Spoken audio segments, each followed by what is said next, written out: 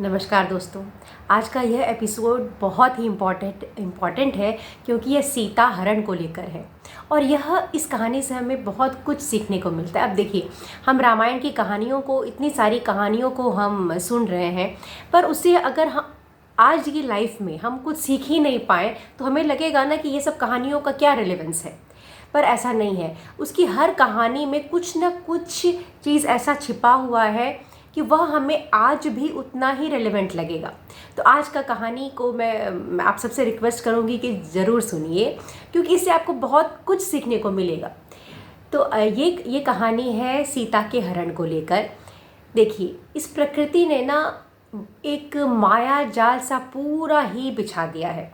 अब इसी वजह से हमारे मन में डिज़ायर्स होते हैं कि हमें वो फला वस्तु चाहिए, हमें वो फला व्यक्ति चाहिए, हमें वो फला पशु पक्षी चाहिए। कोई भी चीज़ के लिए डिज़ायर होता है तो वो माया का जाल है। और अटैचमेंट, डिज़ायर, और ये इतना सारा इस प्रकृति पर बिखरा हुआ है कि इससे जो राम और सीता हैं, जो कि विष्णु और लक्ष्मी का रूप है, परंतु उन्होंने जन्म लिया है मनुष्य के रूप में, उनके लिए भी इस माया से बचना बहुत ही मुश्किल है। और कहीं ना कहीं जो सीता है वह भी इस माया जाल में आ गई हैं। और राम चूँकि उनसे इतना प्रेम करते हैं तो सीता का प्रभाव राम पर हुआ है। तो ये कहानी एक बहुत अच्छी माया की बात करती है। यह कहानी जो है वह कर्म फल की बात करती है, और यह कहानी एक प्रेमी की भी बात करती है। राम को हम एक प्रेमी के रूप में भी इस कहानी में देखते हैं कि सीता की प्रसन्नता के लिए, सीता की खुशी के लिए वो कितने उतावले हो रहे हैं, और कहीं ना कहीं वो सीता का प्रभाव, माया का, उस प्रेम का उन पे भी आ रहा है। तो होता यह है कि मारीच जो है वह अब मान गया है सीता हरण के लिए, और रावण उससे बहुत प्रसन्न होता है। और रावण कहता है कि वाह, अब तुम कर रहे हो, लग रहे हो ना, बिल्कुल मारीच वाली बात कर रहे हो। और वह रावण जो है वह सीता और राम का आश्रम मारीच को दिखा देता है कि वो आश्रम है, देखो मारीच, वहाँ पर चारों तरफ केला का वृक्ष लगा हुआ है, और सीता यहाँ फूल वूल तोड़ने के लिए आती है। और सारा प्लान उसका रहता है कि वह सीता को आकर्षित करेगा, फिर राम उसके पीछे दौड़ेंगे, और राम दूर चले जाएंगे, तब सीता हा लक्ष्मण करके वह जोर से चिल्लाएगा। इधर सीता और लक्ष्मण को लगेगा कि राम को कुछ हो गया, तो सीता राम को भी दौड़ाएगी पीछे, और वो सीता रह जाएगी अकेली। तब मैं आराम से सीता का हरण कर लूँगा। अब ये बहादुरों वाला तो प्लान कुछ है नहीं, तो पहले से ही ऐसा लगता है कि रावण राम की शक्तियों से हार चुके हैं। खैर, आज मेरे कहानी का जो बताने का उद्देश्य रावण के बारे में नहीं है, बल्कि राम और सीता के बारे में है।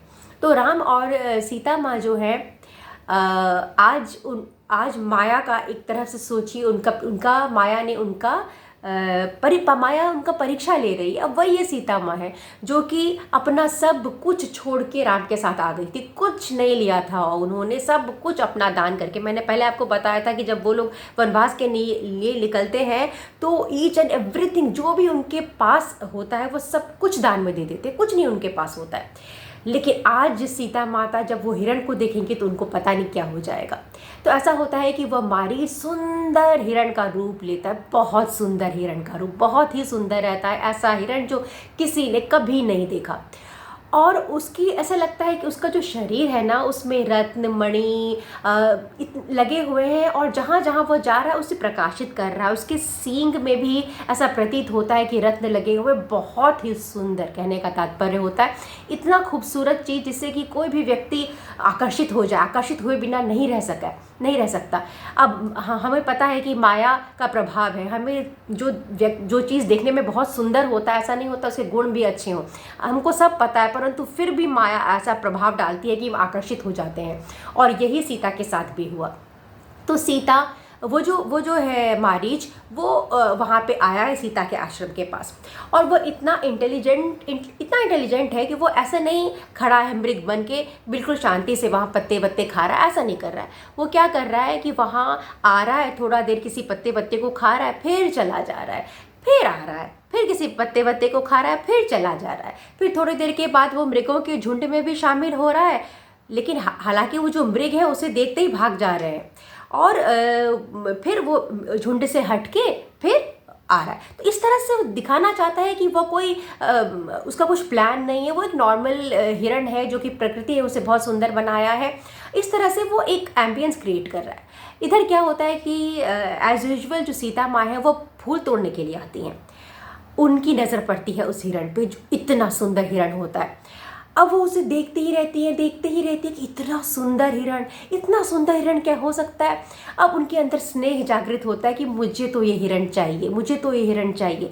अब वो अपने आप को रोक नहीं पाती हैं। वो राम को बुलाती हैं, वो लक्ष्मण को बुलाती है कि जल्दी आइए। वो दोनों आते हैं, उन्हें दिखाती, देखिए कितना सुंदर हिरण चल रहा है, कितना सुंदर है इसे। और वो राम से कहती है कि आर्य ये कितना खूबसूरत, कितना सुंदर हिरण है, इसे मेरा मन कर रहा है कि मैं इसे गोद में लूँ, इसके साथ मैं खेलूं, और इसे मैं लेकर जब वनवास की अवधि पूरी हो जाएगी तो मैं अपनी अवधपुरी में भी इसे लेके जाऊंगी, भरत को दिखाऊंगी, माताओं को दिखाऊंगी, वहाँ सब कितने खुश होंगे ये हिरण को देखकर। तो बहुत उतावली हो रही है सीता, और मोह उस हिरण के मोह से मोहित हुए जा रही है। अब राम आते हैं, रावण देखते हैं कि हाँ सच में हिरण तो ऐसा कभी नहीं देखा, बहुत ही सुंदर है। परंतु जो लक्ष्मण है वो न्यूट्रल है।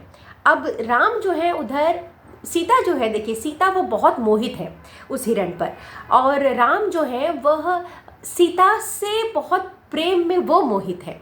तो सीता का जो मोह है वो राम पे आ रहा है, तो राम भी पूरा मोहित हो रहे हैं क्योंकि वो सीता को प्रसन्न देखना चाह रहे हैं। वो सीता को देख रहे हैं कि जिस स्त्री ने उनके लिए सब कुछ छोड़ दिया, वो एक हिरण को के साथ खेलना चाहती है, और वो चाहते हैं राम की किसी भी तरह मैं सीता के लिए इस हिरण को लेके आ जाऊँ, और वो इस वक्त कुछ नहीं सोच रहे। परंतु यहाँ पे गेम में चेंज ये होता है कि लक्ष्मण तो न्यूट्रल है, और लक्ष्मण अपनी सूझबूझ से देख रहे हैं, उन्हें समझ आ जाता है, और वो बोलते हैं कि कहीं ना कहीं उन्हें पूरा ही विश्वास होता है कि भैया ऐसा हिरण तो प्रकृति में पहले देखा नहीं कभी। ऐसा हिरण होता है क्या? ऐसा हिरण तो आपने देखा है क्या? किसी ने नहीं देखा ऐसा हिरण। इतना सुंदर हिरण तो होता ही नहीं है, फिर ये कौन सा अजूबा हिरण है? वो बोलते हैं भैया ये राक्षस है, और उसमें भी कहता है ये मायामयी मारीच होगा, मारीच राक्षस है ये, क्योंकि उन्हें पता होता है कि जिस एरिया में वो है वहाँ राक्षस, मायामयी राक्षस है। मेरे मारीच बहुत शक्तिशाली है, वो ऐसा रूप बदल कर आ सकता है। तो लेकिन उस बात को, लक्ष्मण की बात को बीच में ही काट देती हैं सीता, और बोलती है नहीं आर्य मुझे तो वो चाहिए, कितना सुंदर हिरण है, कितना सुंदर। ऐसा लगता है कि वो कुछ सुनने को तैयार नहीं है सीता। और पहली बार ये सीता का रूप राम देख रहे हैं, और वो सीता के प्रेम में बिल्कुल ही नतमस्तक हैं। उन्हें लगता है कि भाई मेरी पत्नी है, पहली बार ये ऐसे किसी चीज़ के लिए बोल रही है, तो मुझे तो उसको लाना चाहिए। वो लक्ष्मण से कहते हैं लेकिन ठीक है लक्ष्मण, लेकिन तुम्हारी भाभी भी तो सही कह रही है, कितना सुंदर है, सच में देखो तुम्हारी भाभी का कहना सही है कि बहुत सुंदर हिरण है। और ठीक है मैं तुम्हारी बात मान लेता हूँ, अगर वो मारीच भी है, अगर वो मायामय राक्षस भी है, तो भी तो इस राक्षस ने कितने सारे ऋषियों को, मुनियों को खाया है, कितने सारे जो राजा लोग आते हैं यहाँ पर शिकार खेलने के लिए उनको तंग किया गया हुआ है, उनको खाया हुआ है, कितने लोगों को परेशान किया हुआ है। अगर मैं इसे मार भी देता हूँ तो अच्छा ही है ना, उस बहाने तो राक्षस का भी अंत होगा, लोग सुखी होंगे, और मेरा भी उद्देश्य पूरा होगा राक्षस को मारने का। तो लक्ष्मण अब क्या बोलें, दोनों प्रेमिका के बीच में लक्ष्मण क्या बोले, तो वो बेचारे अपना साइड हो जाते हैं, ठीक है चलो। और वो बोलते हैं, राम बोलते हैं कि मैं जा रहा हूँ हिरण को लाने के लिए, और सीता से कहते हैं कि अगर मैं इस हिरण को अगर मैं जीवित नहीं ला पाया तब। तो सीता यहाँ पर माया में बहुत फंसी होती हैं, और उनके ऊपर पूरा माया, अभी किसी भी तरह उन्हें वो चीज़ चाहिए हिरण।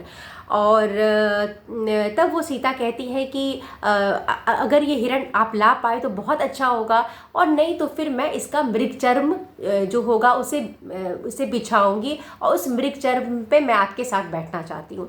मतलब सीता का माया इतना ज़्यादा हो जाता है कि उन्हें तो वो खेलने के लिए चाहिए होता है, परंतु अगर वो ना ला पाए तो भी वो चाहती हैं कि वो हिरण का मृगचर्म तो आ ही जाए।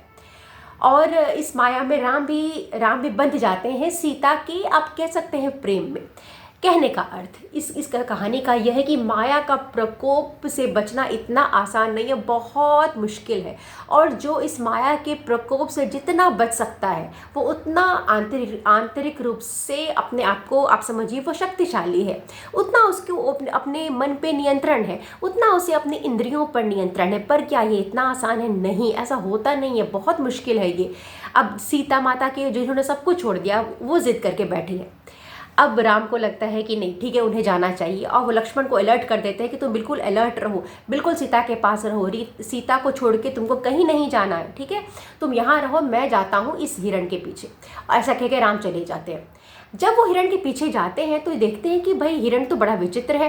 वो कभी ऐसा प्रतीत होता है कि बिल्कुल मेरे बगल में खड़ा हुआ है, राम जी को ऐसा लगता है। कभी बिल्कुल गायब हो जाता है, फिर कभी लगता है कि किसी पेड़ के पीछे है, फिर गायब हो जाता है, फिर कभी लगता है कि किसी झुंड में है, फिर गायब हो जाता है।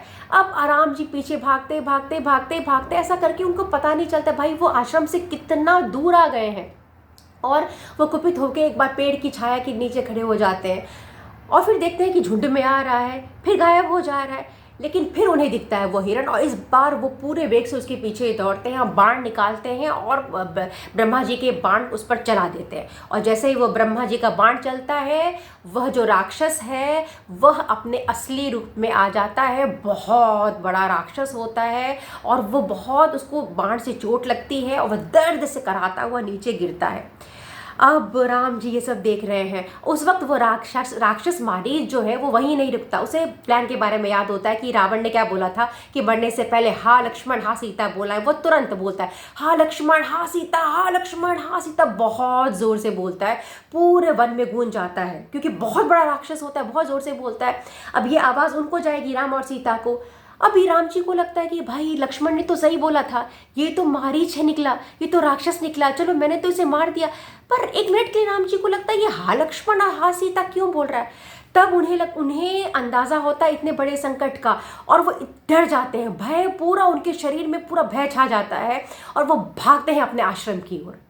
अब आगे क्या होता है, कैसे राम जी को आगे क्या मिलता है, और वो क्या देखते हैं, सीता उन्हें मिलती हैं कि नहीं मिलती हैं, इस छोटे से एक ज़िद आप बोल दीजिए सीता का, जिसमें सीता स्वयं बोल रही हैं कि अपने पति को इस तरह से ज़िद करना, स्वेच्छाचारी करना, ये किसी भी स्त्री, साध्वी स्त्री के लिए सही बात नहीं है, परंतु मैं क्या करूं, मेरा मन आ गया इस हिरण पर।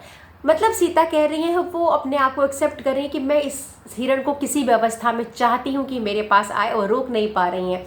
अब यही चीज़ हमारे साथ भी होता है। जब भी कोई चीज़ आपके जीवन में ऐसा लगता है कि आपको यह काम नहीं करना चाहिए, ये काम गलत है, तो भगवान आपको रोकेंगे, किसी न किसी थ्रू, किसी न किसी मीडियम से आपको रोका जाएगा, लेकिन आप उस चीज़ को मानना ही नहीं चाहेंगे। जैसे कि सीता के केस में लक्ष्मण आए थे, लक्ष्मण ने उन्हें रोका ना कि ये राक्षस हो सकता है, पर सीता का माया इतना ज़्यादा था कि वो रुक नहीं पाई, तो भगवान ने रोका। सिमिलरली ऐसा ही जब राक्षस, उसको, रावण को सीता का हरण करना होता है, तो मारीच उसे 4 बार रोकता है, परंतु वो रुकता नहीं है। तो जब माया का जाल, किसी चीज़ का डिज़ायर इतना हावी होता है, तो उस पर कंट्रोल करना, उसको बैलेंस आउट करना बहुत मुश्किल होता है। और यही एक मानव जीवन की, आप कह लीजिए, सुंदरता भी है और कमज़ोरी भी है। तो आगे मैं बताऊंगी कि आगे क्या होता है, और कर्म फल का सिद्धांत या माया का खेल कैसे आगे चलता है। मुझे सुनने के लिए बहुत बहुत धन्यवाद। यदि आपको मेरा वीडियो थोड़ा भी अच्छा लगा हो तो प्लीज़ मैं चाहूँगी कि कमेंट के माध्यम से मुझे सूचित करें, ताकि मुझे पता चले कि मैं कैसे वीडियोस बना रही हूँ। मुझे सुनने के लिए, समय देने के लिए आप सबका बहुत बहुत धन्यवाद।